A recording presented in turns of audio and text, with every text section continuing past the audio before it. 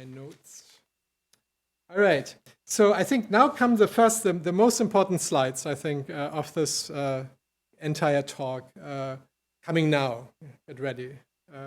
So the question is, right, I think, so this has the sharing, but so the language around this is complicated, right? There's a sharing economy, there's the on-demand economy. Europeans don't even use that language at all. They only talk about the collaborative economy. But this is what we're talking about, the platform economy, right? So this is yet another term. And so I think the analysis of what's wrong with it, right? Like what the problems, the challenges are, the crisis of that economy, that's pretty clear, right? So there are many books on this now. The studies are out. Finally, they, circumvented Uber's blocking of handing out data by collecting their own data. So people have a good sense now. Yeah, they have a fairly good sense of that economy. And this, I think, is what it comes down to. So the problems really are reduction in worker power, right?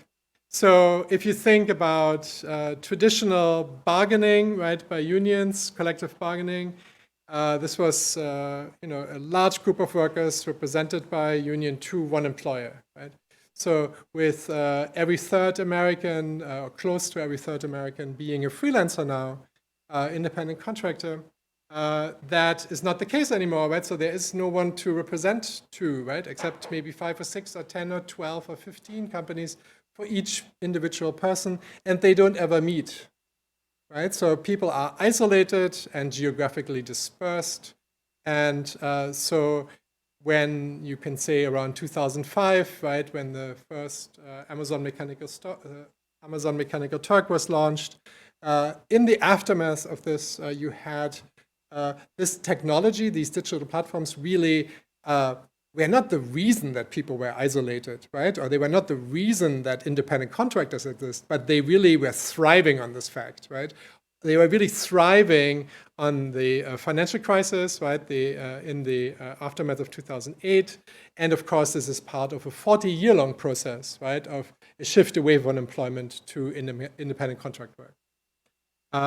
And so, but in a way, like really sort of a dream come true for capital, right? So worker rights stalled more with the introduction of labor platforms.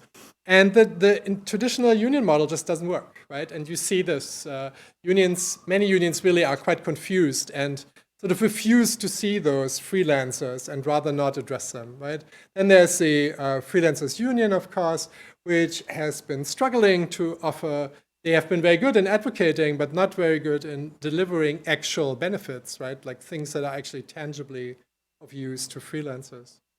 So then there's the worker misclassification. That's that's a core problem in this economy. So and you read this in the papers, right? So the Ubers and Lyfts and Junos are all, and TaskRabbits and Deliveroos and all of these companies, they all insist that they are tech companies and that all they do, these innocent little beings, is that they just deliver these platforms, but they have nothing to do with what happens on them. And that the people who are working there are really independent contractors, right? So they are not employees, no matter how long they work there, right? And there are, of course, huge differences, right? So my family was just in Connecticut, so we came across this pensioner, and he was riding for Uber, right? I mean, I'm not talking about that person, right? But I am talking about this person who's working like 10 hours every day for this company, right? The full-time worker. And they are really exploited, and they have terrible working conditions. And then also importantly, right, so when we all got up this morning, and I guess you reached over to your phone, and the first platform you opened, probably if we would pass around a sheet of paper, we could see there's probably like 5 platforms, right, that we are all looking at. And the thing is, right, like we are depending on them so much, and yet we have like absolutely no say about what happens on those platforms, right? None. And so this is a really disempowered sort of situation, also with work, right? So like if not just for us consuming news or whatever else, but also for these workers, right? Okay, Then, of course, data extraction of global monopolies, right? So at the heart of this entire sort of venture capital-funded corporate model lies the imperative to extract value, right? So I don't know, I was at a party the other day and I met somebody who knew the people who founded Airbnb, and they said like what wonderful people they were, right? And sure, right? I mean, why not? But there is some logic in the business they run, all of those businesses, right? It is absolutely inescapable by law, right? They have a fiduciary duty to please their boards and their shareholders. So they have to act like vacuum cleaners, right? They have to essentially go into a community and suck up that value, right? And through data, right? So if you think about companies like Uber, a significant part of that business is really the data that the drivers generate driving around, which is then sold to the city. Right? So that data are an essential part to that business model. Then, of course, there's the exploitation through unethical business practices, which when you talk to many of these gig economy workers, these platform workers, safety is something that comes up very often, right? We saw also, interestingly, the late Alan Kruger. I was in an event where he launched his latest findings on the gig economy. And one of the findings were that, of course, people were not, it really differed how much people were paid, but what had significantly increased by 40% in difference to employees. What would you think? It's harassment. Harassment. Because, you know, when you work with an employee, right, they're protected, right? 1938 Fair Labor Standards Act, and you can't really touch them quite literally, right? So, I mean, you can't harass them. At least they could sue you if you do, right? But with the freelancer, there's nothing they can do. There's nothing they can do, right? Because they are not protected in the same way, because they are not employees. And so this is this is what I mean when I talk about like stalled worker rights. All right. Then, of course, there's a lack of financial security. There's a real, so it's not that this platform capitalism or this economy has created low-paying jobs, right? Hello. I mean, they existed before. But it has really, you know, accelerated that process, and it has really added many, many more workers to that economy. And of course, then there's also no ability to plan your life, because you don't really know what this app will decide, the people running this app will decide tomorrow, right? In Chicago, like a year ago or so, Uber decided to just lower the rates by 30% because they had competition entering the market, and they thought like, oh, wouldn't it be nice if we just cut them out? And suddenly these drivers had significantly less income, and how do they then supposed to pay their rent, right? So, and then there's like something when you talk to workers in that economy, they talk about their algorithmic boss, right?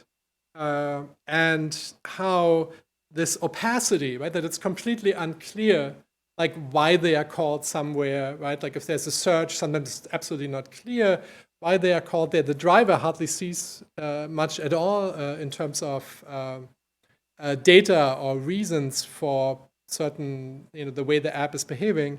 So there's a huge opacity and has no understanding or control, right? Control of their work. And of course, at the same time, the owners benefiting massively from this data. So, and the last point here I added, while this might not seem closely connected, but I think it is in eroding confidence in governance, right? Governments. So there's in the workplace, a general feeling of a loss of control, also on platforms, as I just described. And more people are embracing, nationalism and populism. We see this, left and right. I mean, in this country, in Italy and in Brazil, and you can make a long list of countries here where this is the case. All right, so this, I think, like if you read like these volumes that fill shelves, right? It's like this is what they, I think, will all say and agree with when it comes to an analysis of that economy. Now, the responses are very different, right? So people have very different takes on how one should respond to this, right? And I, of course, have my own take. But I will show you all these different takes. And I think also this semester will show you all these different takes, right? With Lizzie O'Shea talking about tech workers, right? This is not really at the center of this course, but this is also something that responds to that crisis. We will talk about unions, right? Also something that responds to this crisis in different ways. And okay, so the traditional approach, right, is that you would say you want to, like let's say a mainstream approach, right, is to, let's say you want to inspire voluntary efforts by corporations, right? So that means you define standards for fair work. You say basically, you know, here are the principles, right? This is what's in, this is what's out. Then there are traditionally certification processes, right, where you can say you get my fair labor standard certification, and then you go to business owners, business leaders, and you try to plead to them and basically appeal to them and say, you know, wouldn't you like to be in ethical business and treat your workers more nicely? And here are some principles, like please do this. You hear I'm slightly facetious about this. And then, of course, you can go to consumers, right, as Cesar Chavez did, right, as you may remember from labor history, and basically say, you know, like consumer boycotts. Or you can advocate with local policymakers. So I think that, and this is quite a bold argument, and yeah, I'm happy to hear your pushback in the session afterwards. I think that the last decades have clearly shown that these strategies are not effective when it comes to holding corporations accountable. The same, I think, is true also for human rights abuses, for the way corporations treat the environment, the way digital platforms treat their workers, et cetera, et cetera. And Shoshana Zuboff, in her book, Surveillance Capitalism, I linked you a section from that in the readings, has this wonderful description where she says basically going to Google asking for it to give its users more privacy is like asking a giraffe to shorten its neck or to ask Henry Ford to produce the Model T by hand, right? It's just never going to happen. And it's never going to happen because it just violates the core mission of this business, which is not to serve the public. It is not to help people, essentially. It's not to create ethical working conditions for its workers, but it is to serve to create profit for shareholders, right? I mean, that's definitely what it is. You see, however, while I think there's a lot of people really resign when it comes to federal policy, especially in this country, and they are distrustful and have little belief in federal government, but you still see that quite how powerful municipal regulation can be, right? Municipalism from Seattle to AB5 in California, right? California capitalism, all of these, New York City in the end as well, right? So like really creating local policy that differs significantly. Are you familiar with AB5? Yeah, all of you. So California decided that basically workers that act like Uber drivers, right? Uber drivers, Lyft, etc., have to all become employees, which of course the company had saved between $30 and $1 million already to fight back. So this is now happening. So we don't know what the consequence will be. So then there's tech worker resistance, right? So I mentioned that before. And then, of course, there is also a push for more control and democracy in the workplace, right? So again, like this idea of converting tertiary companies. So, you know, not the Ubers and Lyfts, but perhaps the Junos, right? Or perhaps Care.com, which is also up for sale, into a cooperative. So it's actually not that unrealistic, you know? If you know how to move financial instruments, right, and really get those projects funded, it is not unrealistic to say that one could buy Care.com and transfer it, convert it into a cooperative. And then there are innovative unions. I can bring you a book that just will come out in a few days. It's called The Gig Economy by my friend Mark Graham at Oxford. And he has basically chronicled the mostly British attempts at innovative unionization in this economy, in this platform economy, right? So how do workers, if they are not in one room together, right, how do they unionize? How do they bring, create worker power in this very dispersed new economy? Then there are experiments, right, with democratic governance and ownership, like really new business forms instead of corporations, right? So I think at the core of my critique here and my proposal is that really the business form of the corporation failed, right? Failed to account to the public, be accountable to the public and to the environment, right, and to their workers. And but there are business models that are currently being developed, also here in New York City, that have that as a core, right? Like to create accountability to workers, community, and all stakeholders. And my proposal that is right smack in the middle here, right, is bringing very specifically unionized worker co-op, the unionized worker co-op model into the platform economy. So I think that would be a very powerful intervention. And I think we will look at examples and throughout the semester, and I hope you will agree that this is something that you will consider. So just more on a personal level, I was giving this talk here in 2013, and I don't know, this is not a video, but it's a photo, but I was talking about Amazon Mechanical Turk, which is a crowdworking site where novice workers make $2 to $3 an hour. And I had this like amazing talent to really depress people, right? So I saw this group of people just sink in their chairs, right? Like with this information, which was, you know, it's hard not to sink in your chair when you hear this. It's really bleak. And so, and this is where I found in 2013, you know, again, like knowing what I showed you like 2 slides ago, what do you do with that, right? So like now we're in a university and I was just frustrated because I found that this is not what I wanted to do with my life, right? So I took a bit of an activist turn and proposed to bring this, you know, almost 200-year-old model of the, I don't know if you ever heard of Rochdale. It's like, yes, okay, what do you, Rochdale in near Manchester, England, right, where the first consumer cooperative was founded and which developed the first bylaws. Of course, there were cooperatives before it, right, like no worries, I'm aware of that. But this is really the one that stood out to people because it really made a mark with their business and was very, very successful and also created these bylaws and principles, etc. So like, how can you bring this into today's economy? So, hope you can see that. Yeah. So, the idea was then to suggest these platform cooperatives, right? So essentially cooperatives that use a website, mobile app, or protocol to sell goods or services.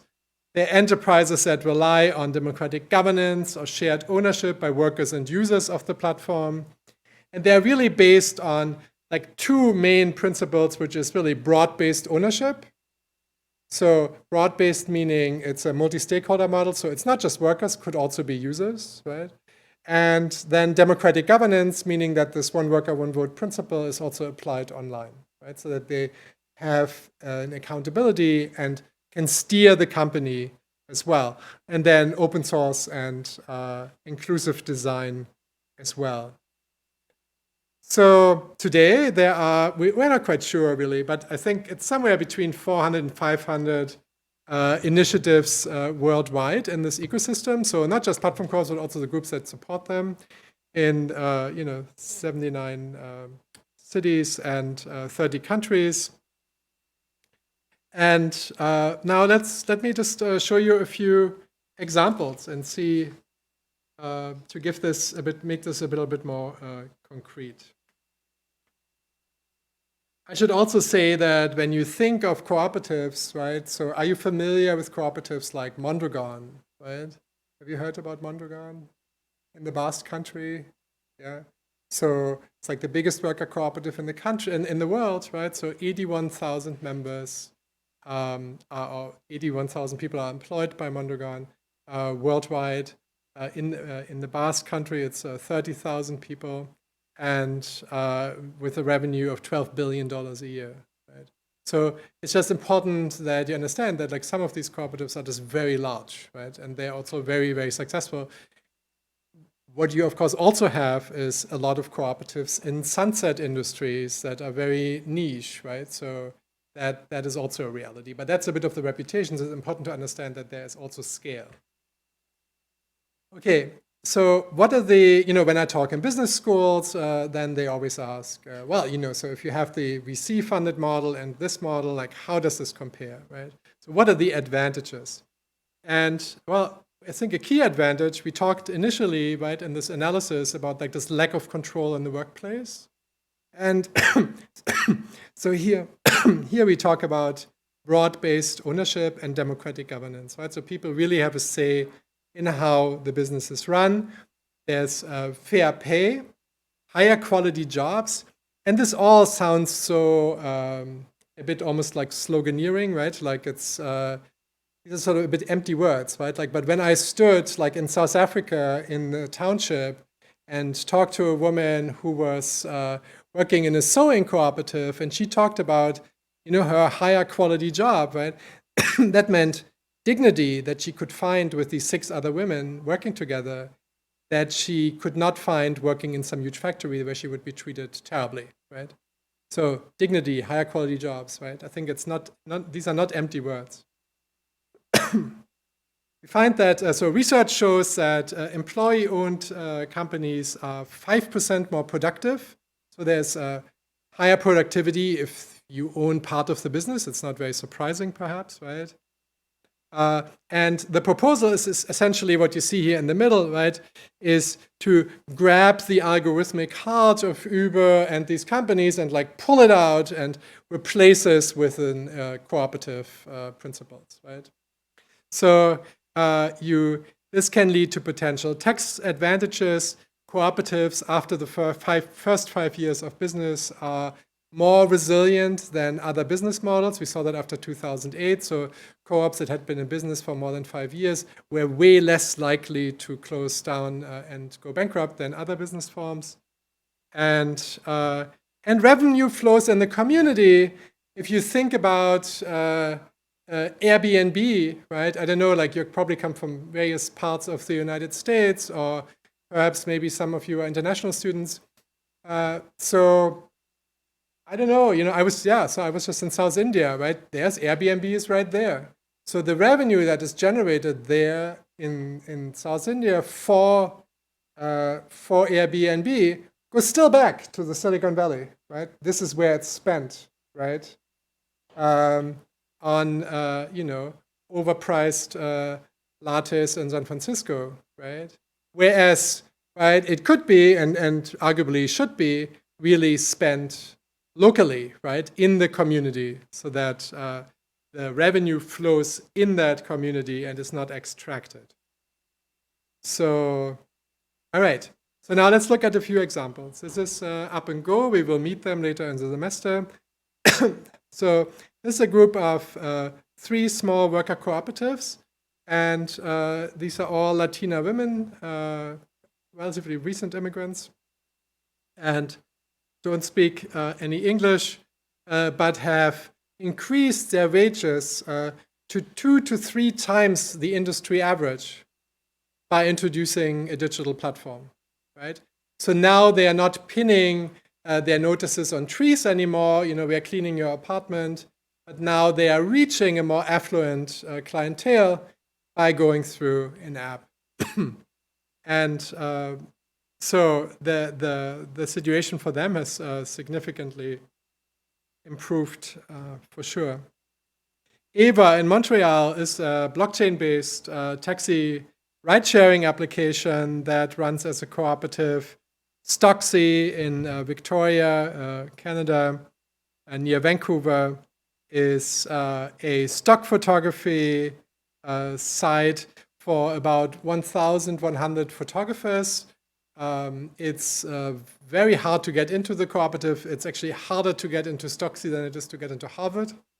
And they are very successful. They made $13 million last year, and have a governance model in the back of their website where the photographers can essentially, make decision and co-decide how to steer this business forward, right?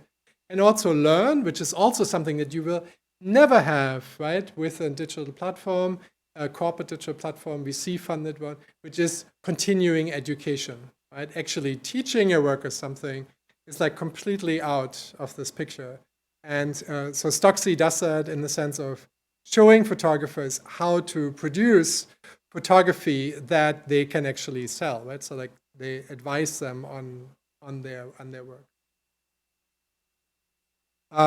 Smart is like super interesting and fascinating. So it's in 9 European countries, and it's essentially a legal hack, right? It came initially France and mostly out of Belgium, but now also in Italy, Germany, Spain, France, other countries. The number here is not quite accurate now. It's 85,000 members. And so what they are doing is they work mostly with designers and artists and opera singers, musicians, etc. So creatives. And for the moment of the gig, so when this opera singer engages with an opera house, right, they take they sign the contract. So for the moment this person engages this opera house, they are not an individual anymore, but they are an employee of Smart. So they are joining Smart, become an employee of the co-op, and then are essentially engaged with these companies, which means that after the job is done, they can receive unemployment benefits, right? This has even I guess, well, I'm streaming, so it's not all that secret. It will not stay in this room, but so they have gotten people citizenship in various countries because you needed employment to get citizenship. So here you are, you're employed by a cooperative. So really kind of ingenious, and very importantly, a week after the work is done, they are automatically paid by Smart, no matter if they were paid from this institution or not. Because nobody dares not to pay Smart because they have, I think, 24,000 employers or something. So if they blacklist them, it's over for them. So nobody dares not to pay them, which means that the anxiety that the freelancer has is gone, right? And they are protected by employment laws. Cooperative is a relatively, plain Uber-like operation in Bologna. I shouldn't say plain. Maybe they are listening. Hello, Italy. But up to I think it is 450 drivers in Bologna on this app, and then they are part of a nationwide network, which then includes some 5,000 drivers. So Medor in Belgium for journalists, Famondo in Germany, a site for the idea was to create a competition to Amazon and eBay. So by trading fair trade products. And so here again, like you see these, I don't know if you read German, but it says basically over 2,000 people decided to become members. So they bought themselves into the cooperatives, and this is how they had over €1 million within a few weeks and started this project, I think now 4 or 5 years ago. And it's still running. Also out of Berlin, there must be something in the water supply, is Resonate, which is a blockchain-based music streaming site. So where musicians get paid twice as much as they are on Spotify. That's probably easy. But there are lots of other ways. It's much more complicated than that. It's not just about money. It's also about they have just really idiosyncratic ways of ownership. You have, I think, a subscription model where you pay in a certain amount of money into your account, and then the more often you listen to these songs, you own them more and more. So eventually, if you listen often enough, you own it completely, and it is your song. So innovations like that. In Switzerland, the president of the ETH created this platform co-op called mydata.coop, which is for patients and under the GDPR, right? So you might be familiar with European data law, right? Data rights, where basically Europeans have a right to their data and they can demand their data. And that means also that they can demand their health data. And so Ernst Haven created this cooperative for precision medicine, right? So he argues that the data of patients are all over the place, right? So it would be extremely useful to know, what's in your fridge, right? So we can see this from your credit card purchases, from your purchases on your card, what kind of food you bought, to see together with maybe your physical activity that your phone is recording, but that the doctor doesn't get to see. So if you actually trust a site enough to hand over those very sensitive data, then you could really create a much more precise medicine out of all of these data combined. Hospital data, data from your physician, from your phone, from your bank, from your shopping, everything together. And cooperatively owned and protected by Swiss banking software. So that's what they did. And the speculation is basically that they can treat patients better. Then the question is also if you can sell those data, which the answer is yes, sometimes.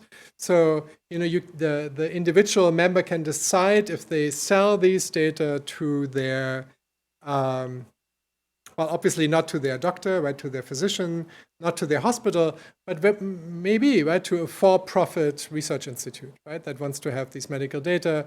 You can sell them.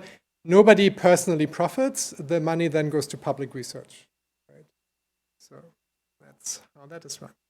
Airbnb kind of sells itself, right? Like may have heard it already. It was launched a few weeks ago in Venice and Bologna and in Barcelona and in Amsterdam and a few other cities. And the idea is basically that 50% of the revenue goes to community projects. So like a playground or trees in the street or like whatever the community decides. The half of the revenue that the company makes with these short-term rentals goes back to the community. Good. So these were just a few. So a few out of just many, many, many more, right? I mean, this could go on forever, but it gives you maybe a bit of a flavor because like some of them are, data cooperatives, some are, in home cleaning, like in all these different sectors, right? Like it's hard to imagine a sector in which this is not taking place. So I just wanted to mention a little bit also context, maybe also for our course and our working together this semester. Maybe you are interested in joining us on this. So I started here at the New School the Platform Co-op Consortium about 2 years ago, which had simply to do with getting just so much email and being approached so much, people asking for help. And so I thought, well, we need to create a consortium to support this. And there, this is essentially like I think it's now 25 organizations, so MIT and Oxford and Harvard, the US Association of Worker Cooperatives, and many others, sort of trying to support this. Here at the New School, we started in April, last April, a research institute focusing only on the cooperative digital economy. These are our first research fellows from Germany, South Korea, US, from Kenya, Brazil, Bangladesh/Netherlands, and the US, for all writing on platform co-ops in their countries. And we have associated faculty here at the school, some of which you may know. You're smiling, you recognize somebody. I just wanted to mention this also briefly, that we had like some successes in working with US senators, presenting this to the labor ministers of the G7. The Social Democrats in Germany made it part of their political platform. So did the Labour Party, for better or for worse, and the Green Party in Germany. All right, so I want to end, after having talked for almost an hour, just with a few speculations. So I want to take you to the year 2035 and remind us why so many of us are doing this kind of work with a dispatch from the year 2035. So after massive worldwide protests, Uber and Lyft are struggling but still exist. But Care.com and Upwork went out of business. Inspired by American rural electric cooperatives, home services from Melbourne to Paris, Cape Town, Johannesburg, Ahmedabad, Gujarat to Trivandrum, Kerala, Tokyo, Kobe, Barcelona, Hong Kong, Belo Horizonte, Brasilia, and Rome are now all cooperatively organized. Consumers want what platform co-ops are selling. The Seva Federation expanded all across India, and Mondragon launched co-ops all over the world. Consumers or labor law was rewritten from scratch, and entire sectors, including elder care, food delivery, home cleaning, dog walking, childcare, have been completely taken over by unionized platform cooperatives, especially in Japan. And the vast majority of consumer cooperatives demanded this shift. The consumers demanded this shift. In the US, as a result of swift antitrust measures, Google and Apple were broken up. Thousands of local non-corporate tech and service platforms emerged and were replicated over and over. In Italy, Bologna, they started the Co-op Valley, rivaling Palo Alto. And it's not just in Bologna that young women and transgender and gender fluid cooperativists are taking on leadership roles. In the US, Start.coop led the way by helping especially data co-ops to thrive. These new data co-ops allowed especially people on the margins to vote on algorithms. And these services finally give users of the platform a say of how the platform is operated. Many green platform co-ops emerged that focused on the ecological sustainability of such platforms. Cloud and social media services are cooperatively owned, caring about stakeholders and not shareholders.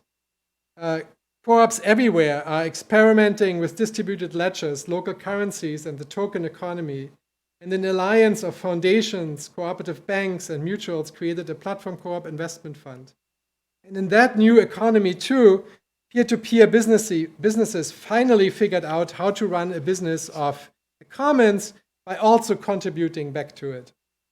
Here and in Europe, students learned about co-ops in business and law schools that now teach about cooperatives instead of about the deeply flawed form of shareholder-driven capitalism with its attendant Hobbesian management style. In the same way, Mondragon introduced the first kindergarten in Spain in the 1960s so that women could work in co-ops. Co-ops all over the world made childcare free for all. And unions and co-ops from New York to Singapore, Vietnam, work closely together using labor platforms as a means of deliberation and decision-making for geographically dispersed workers. Also in Cape Town, South Africa, used platform co-ops to organize and gain platform power. Cities, too, inspired by the work of the councils in Barcelona and Preston, UK, use their power of procurement to lift up an ecosystem of companies that are not owned by shareholders, including many worker co-ops. Cities, in collaboration with tech companies, pushed for data sovereignty. They set up civic data trusts to overcome the data impasse between big tech and residents. And these civic data trusts are now controlled by cooperatives of residents, commuters, sex workers, homeless, and migrants. Cities backed up by significant wealth of traditional co-ops are launching spaces for experimentation with cooperative digital projects. Inspired by experiments in the UK, Kenya, universities from Buffalo to New York finally realized that they will run their universities cooperatively, giving students, faculty, and staff a genuine voice and ending all student debt. Also, the new school now, where we are sitting today, is now a cooperative. University broke with the deeply ingrained rituals inspired by Catholic institutionalism and started to involve themselves more in the world. So acknowledging that hundreds of thousands of taxi drivers worldwide are threatened by unemployment by apps-based companies, the International Cooperative Alliance, the ICA, coordinated the creation of an international transportation platform for cooperative taxi co-ops. It created an international digital cooperative marketplace that allowed co-ops from Ahmedabad to the townships of Johannesburg to sell their goods, cutting out the middleman. It used all of its links to local co-ops worldwide to support Airbnb. Coordinated technology that would allow farmers worldwide to cut out the middleman and reach clients directly. And it worked with people in Shenzhen to build 10 million co-op phones, inexpensive smartphones that are preloaded with platform co-ops from Airbnb to Stocksy. So this, obviously a slightly not completely realistic vision in all of its details, but this is where the live stream is about to end. So I would like to say greetings and good night to wherever you are. And next week at 6 p.m. Eastern Standard Time, tune in for Steve Greenwald and Wilma Liebman. Don't miss it. Okay, that's all for today. Thanks for watching. Now, if you will excuse me, I see you again.